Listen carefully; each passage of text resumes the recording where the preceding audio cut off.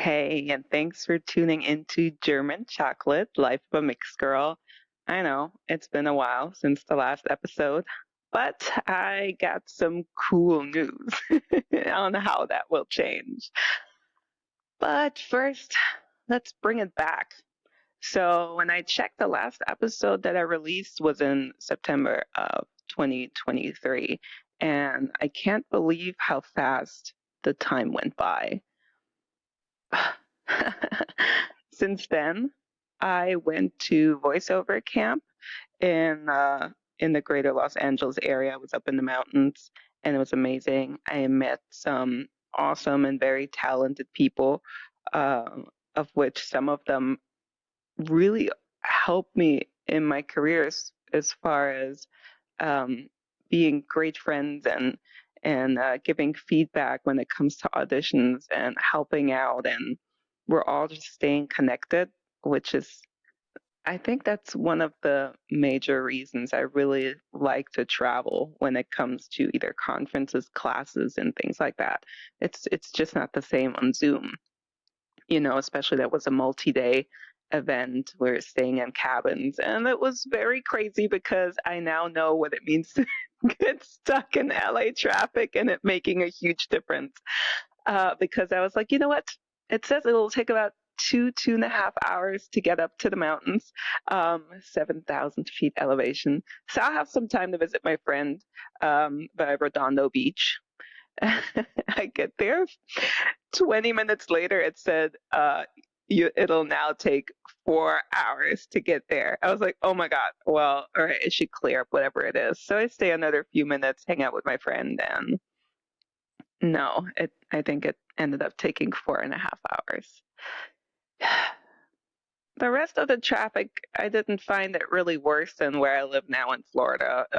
Things are really crowded here, so it takes 30, 45 minutes just to get out of this tiny town. And when I lived in New York, it was very insane too, but most of the time, like leaving work, so I didn't have anywhere important to go to. But after that, I tried to put things more into perspective because I thought it was super duper important to get out there and network with some of the experts. But what I've really learned is they're so like swarmed by people and a little bit guarded, which I totally understand when everybody's like, "Oh my God, I want to work with you." So I don't think I'm going to be traveling for things like that again because I've also seen from people that have been working with those very people for years, um, also haven't landed any opportunities, even though I find them extraordinary actors in their field. So I don't know. When they say to network with casting directors and other people, I guess it just depends. There's just so much luck kind of too that goes into some of those things. And some of it maybe also where you live and how often you might bump into them. I don't know. That's maybe for another episode. But yeah, I after that I knew I was going to come back to LA in the winter because I was going to the Nava Gala, and it was so glamorous.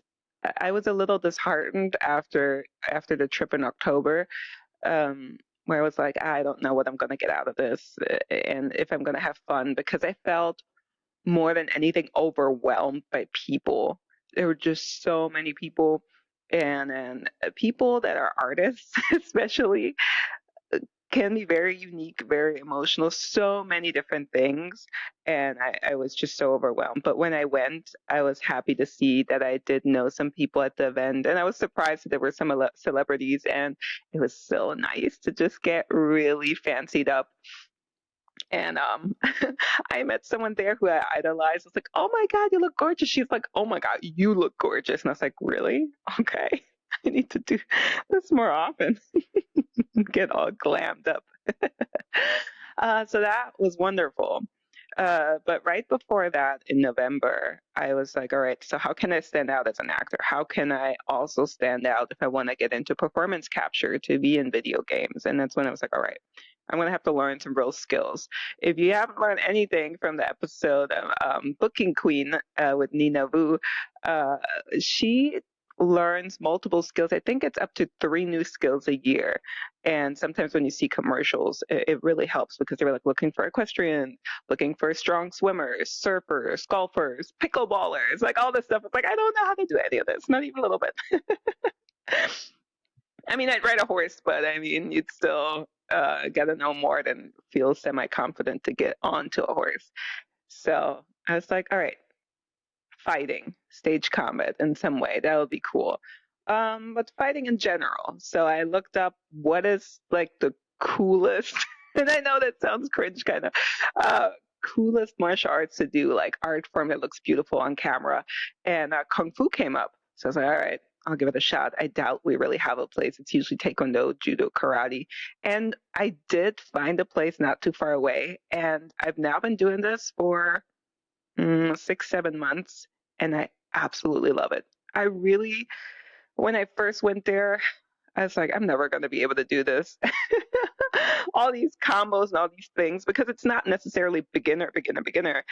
They have people from no belt, which is where I started, all the way into green blue belt, and then a lot of times they branch off into the advanced class, so you'll flip flop between some of the very basic things and harder things. And I was like, no, you got to stick with this.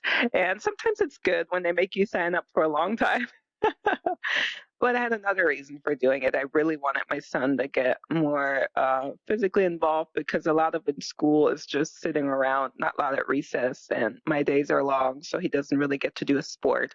When we tried that, I was so stressed out. Like, I was like, okay, let's do flag football, let's do soccer. And it's 2, 3 days a week added onto additional stress of me working a full time 9 to 5 and being an on camera actor, voice actor, a mom, a girlfriend, like everything, and it just was too much, and he didn't really enjoy it. So now we get to do something we both very much enjoy, and we help each other, learn from each other, grow together. And it turned out we weren't the only parent kid couple in there. There was another a little girl and her dad, and then later another mom and her son. All the kids are in the same age. And it's interesting because they do have kids classes. And I was really worried they weren't going to have my son let him do Kung Fu with me. And they were like, first, we got to check the maturity level. So there's 2 free classes. Let's check it out. And yeah, yeah, we just had our yellow belt ceremony a few weeks ago, and wow, how far we've come. I never even thought we would get to start on that form, um, and then finish it completely and not look absolutely dorky. I'm always worried to feel like I don't want to be most improved, but I'm not very necessarily talented and skilled in a lot of the things I start and do. So I really have to try extra hard. I really need to be in there. They talk about a lot of perseverance in this class, and it's with everything. Grit has gotten me a lot of places, and I get so mad and impatient with myself if I just can't get things right away.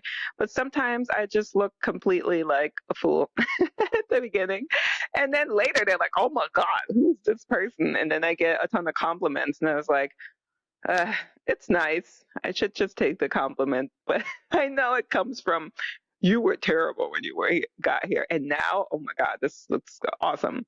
So I guess it's still a compliment, but sometimes I just feel like it just takes me so much longer to learn things that come easier to others.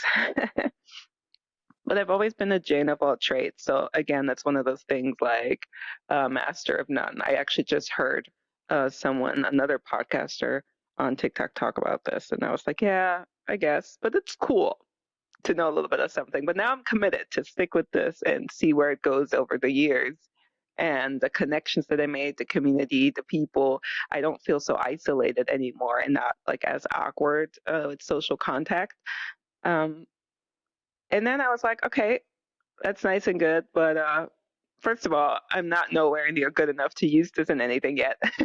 And then that's still not how you use martial arts on camera. So when I when I launched Vibe Check around the same time a year before in 2022, I had this photo shoot that I directed, and I really wanted to also go to the skate park to get some of the vibes. And we almost didn't, but I was like, no, it's really important. I really want to do it. And this guy came up, was like, oh my God, what are these clothes? It's just like skater gear, stunt gear. He's like, I'm a SAC stunt actor and coordinator, and this would be amazing. Maybe we collab one day. And I guess that's another update. And that's totally okay. The company ended up failing on that standpoint for multiple reasons. I ended up closing it down in January because opening an online apparel shop when you don't have thousands and thousands of online marketing funds is hard, because I still stand true to the website looks amazing. The story behind it is wonderful, and it's a brand. And one day it might come back. But to upkeep it was really, really expensive, and I had to make a decision, so I had to close it down. But if that wouldn't have happened, I wouldn't have had a person that I ended up following on Instagram, and then a year and 3 months later or so, reach out and be like, "Hey, do you also teach stage combat, or what do you do?" He's like, "Well, kind of, yeah, but I also do these little classes. They're free. I'm at Defy in the mornings at 9 a.m. And if you want to come, other people come, and then we can get into some stunt training." And I was like, "Ah, that's the worst time. I start work at 9. I can't even like cut an hour or so, because then I'd have to still change and shower and change, and it wasn't going to be possible." I was like, maybe one day I'm off, I can do it. But he also said, actually, I'm about to open a stunt school. So that might be something you might be interested in. And then I saw it opening, but I really didn't have a chance to go because, once again, even though it starts at 6 p.m., the location where it is with the traffic that I talked about earlier, it was impossible for me to make it after work. So I checked again. They're doing this 3 days a week, Monday, Wednesday, Friday. And on Wednesday afternoons, I don't see patients. I do a lot of admin work, catch up with some scoring and stuff at work, and inventory and things. But I was like, I can shave an hour off. So I talked to the owner of the clinic. It's like, hey, this is not cutting into any time. Can I work an hour less every week and go to this training? It's really important to me. And thankfully, he's been really supportive. He's always like, every time I book something or have an audition that's super exciting, or I need like a availability check with him, he's like, you smile from one ear to another, and he gets excited for me. So that already is a huge win, being in a job that is not flexible, because I'm booked out a good 6, 7 weeks in advance. We're booked through July already, and it's May right now. um, so it makes me anxious a lot of times when I have these last minute avail checks and super last minute bookings, which don't happen a lot, more of the avail checks, because it is slow. So I closed that check in January. And in February, things were so slow. It seemed like after the Super Bowl, there were absolutely no auditions coming. I mean, not even seemed. I saw for other people too. It's like the Super Bowl hit and there was zero commercials, zero voiceover, zero film TV, which I don't get a lot anyways, because my agents, I'm on their commercial roster, but they will occasionally submit me for film and TV things. So it was super busy after Christmas, and even the holiday season wasn't as slow as I'd anticipated from what people said. And it was really crazy from summer through fall, just a lot going on with auditions. And I hadn't really booked anything in a while. And hold up, pause 1 second. There was one win before that too. So I was doing all of those auditions all through January. Like everything was still coming in before the Super Bowl. And I booked a lead role in a mini series. It's like a VR, so virtual reality kind of mini series. And I don't know where they're at on the editing yet. I haven't heard anything yet. But that was in in January. I went to Miami. And that actually happened because I think in November or so, I submitted myself on Backstage for a movie role that also shoots in Miami. Haven't heard anything back, which when you submit, that's very common, very, very common. But the director reached out and said, "Hey, so that wasn't like the role, that wasn't a fit, but would you want to audition for this other thing I'm working on?" I was like, "Oh my God." He's like, "I looked at your clips and I think this could be a fit." And so it's like, okay, okay. But I needed a reader. And then again, one of my friends came in. I was like, oh, I can ask one of my actor friends. And she's like, "Hey, make sure you stay a little more face to the camera." It just felt like so different than a lot of the commercial things I did, especially with a reader that wasn't in the room, and it it was awesome. I got a call back, and then after the call back, I was really nervous because it was also a chemistry read, and I was like, "Well, I don't know how many other people are doing a chemistry read right now," because I was the wife of this other character, or the other person, and and then I heard back from that. I was like, oh my God, I just booked it. I thought I was on top of it all because I made a good chunk of money last year with both voiceover and commercial work. And to know that I just got 2 days this character in Miami was local hire, so a little bit of money was left over, but a lot of it also went for my travel and hotel. And he was like, "Oh gosh, I didn't know. I thought you were a local hire." I was like, "It's all good. I'll take it." And it was a wonderful experience. So now let's go into auditions, auditions, auditions, callback. I had a callback too for a commercial, the first one for like one of the bigger ones, and it seemed to go great. And then February came and nothing. Like I refreshed my email box, which I have to do a lot because my phone doesn't always send them automatically. It's really annoying. It causes extra anxiety. I have to always kind of go in and refresh to make sure I am not missing anything. Which, when it's from your agent, they don't text you, sometimes email you. You do want to make sure you get it in a timely manner. So, yeah, nothing, absolutely nothing. So I fell into kind of a depression, not sure if what I'm doing is the right thing. We had also found out that we have to move in less than 90 days to a new place, and it is freaking expensive out here. We're already barely making it, you know? And a lot of money goes to its training, networking, traveling, and all of the things of being an actor. So I was just like, I don't know where this is going. And things started slowly picking back up. I got my first bigger movie audition from my agency, um, and then also, and it was just so amazing. I had submitted myself for a movie that's directed by James Gunn. If you don't know, you should look up. And oh my God, they asked me to audition, and I didn't know what it was, and I was kind of like, whatever.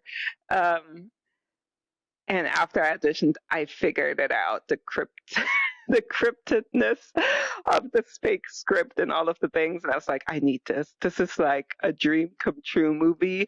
And and I was on the only I was almost going to give away some other things, but um, yeah. So I was waiting and waiting and waiting because I knew it wasn't going to shoot until like next month from now, so June, July. But now I'm very certain, since they already started looking for background actors, um, I didn't get that. But just the chance to audition for such a big movie, I was like, wow, are we back on track?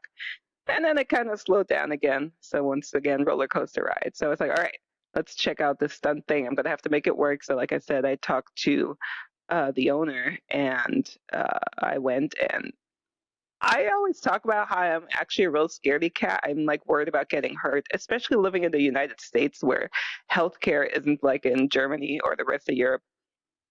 Like, and there are no sick days at your job. So if I get hurt today, I'm gonna probably have to pay the entire medical bills because I first have to reach my deductible for whatever. Then I don't have any sick days at work, so then I won't get paid. Then I can't pay my bills, and that's a rabbit hole. That's a whole nother level of fear that we're talking about right now, of securities that I just do not have at the moment.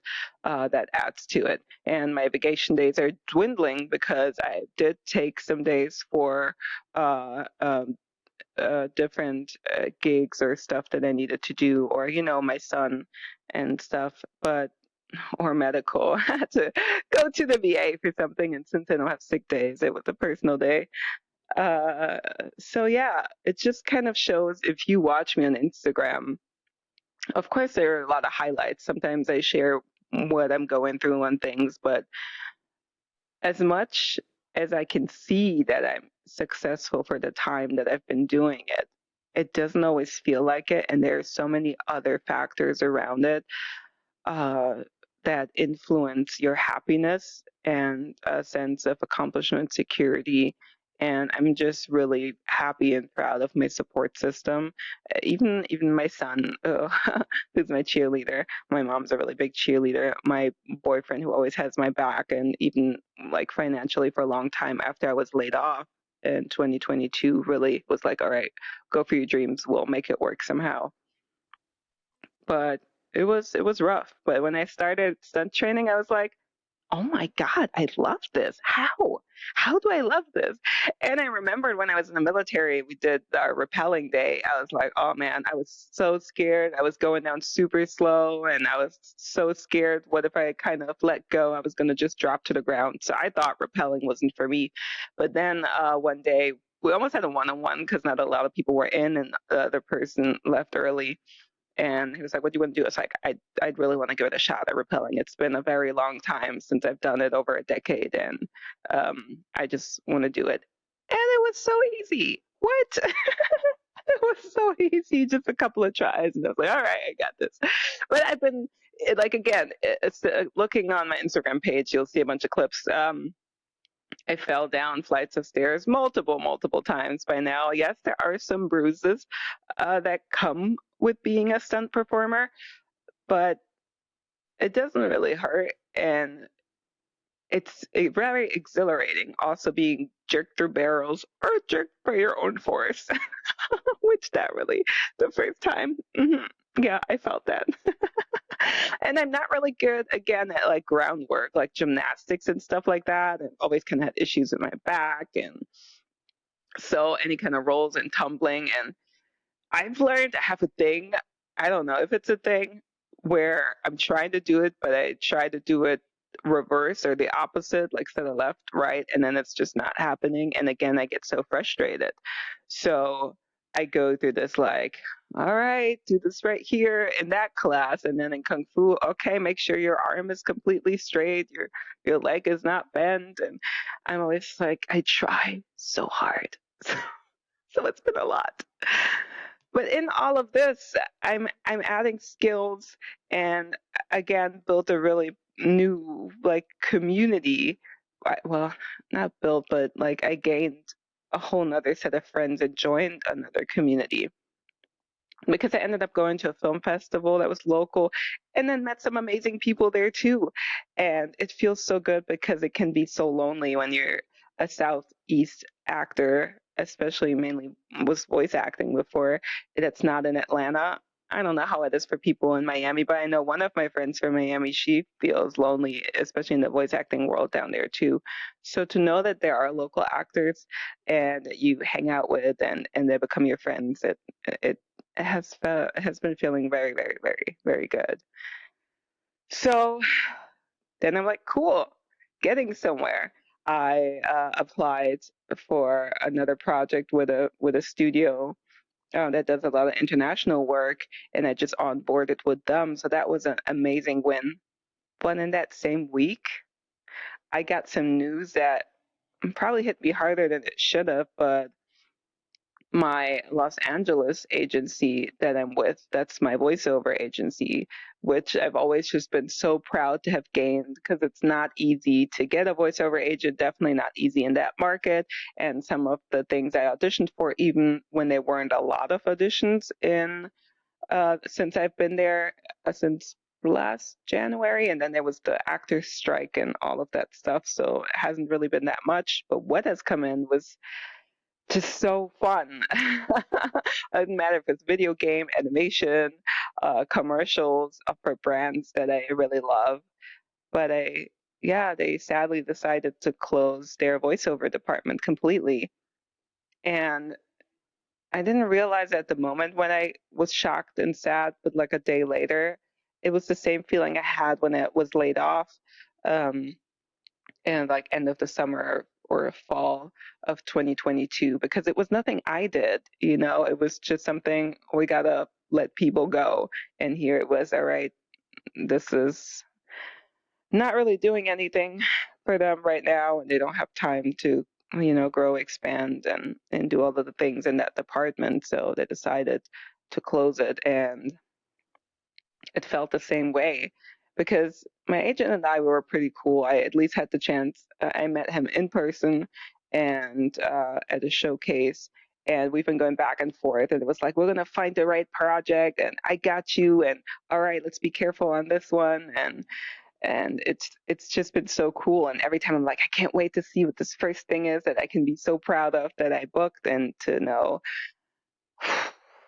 So again, I took a few steps forward, but so many steps back in my mind. Even though all of the voiceover work I have booked has been, stuff I found on my own, but that for me was like, this is like the big league. Like a lot of stuff I'm auditioning for, I'm auditioning with those people that are union, even though there was non-union work in there too. But to know I'm auditioning for the union work and potential to join the union.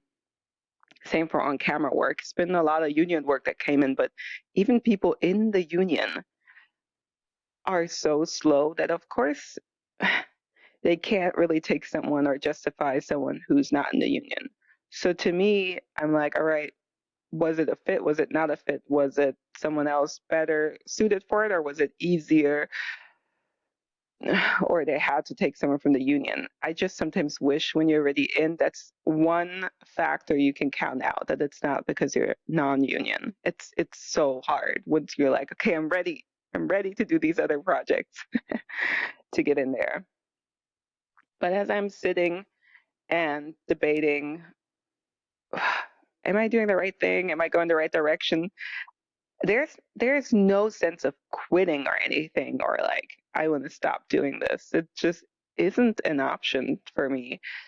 But I feel so disheartened. I just want to be truthful about it, that I barely have any free time, and I always feel guilty whenever I do have some free time and I'm not trying to clean anything around the house, and that falls onto my partner 99.5% of the time. And trying to make time for my son, which now we have Kung Fu, and the days we go for Taco Tuesday after Kung Fu, and on Friday we go eat pizza, and now sometimes also with the new friends that we made. And there's not a lot of me time, and it's like, why am I doing this? I'm just putting in all this time. I'm tired all of the time, and I feel like I'm going backwards or I'm stagnant. And even though there's so much where they're like, you first have to break down to break through, I thought that was my February when I was so not feeling good at all. And I knew it had nothing to do with my nutrition or exercise level or my relationship or any of the things that usually play into mental health. This was purely that roller coaster ride of being an actor and kind of sticking to your phone, and your phone not giving you that feedback that you need. Like, oh, there's an email. But overall, I know if I look back, I started taking kung fu classes twice a week. I go to stunt training once, sometimes twice a week. I had two callbacks back to back this year for the first time for bigger things since I've started for on camera commercials. I was on hold for a commercial just last week too. So even though I've been getting less work, the feedback in that sense is better. Two callbacks on hold with like a quarter of the auditions I'm getting compared to January or fall of last year feels great. And that I was in a mini series this year, but you look onto the fact I first wanted to start stunt training to gain some skills to be just a stunt actor, an actor who can do their own stunts. But I was like, I can do this. I don't want to do high falls or anything like that. That hasn't been my thing. But I'll fall down some stairs. I rappel, do stage combat, and break falls and jerking through stuff. And we're gonna get hit by cars and dragged by cars soon. So I'll do all of that. That's fine. And yeah, maybe you won't see my face in something that I'm in, but to just be in something cool, it's just another chance to do what I love to do. So I started with, voice acting, where it's just behind the mic, which is very incredibly hard as well to get into. especially bigger projects. And then I went on camera. I was like, cool, let's do some commercials. And then TV, film kind of started, then stunts. So what else can I add? I don't want to spread myself too thin, but something has to stick. But here goes the podcast, right?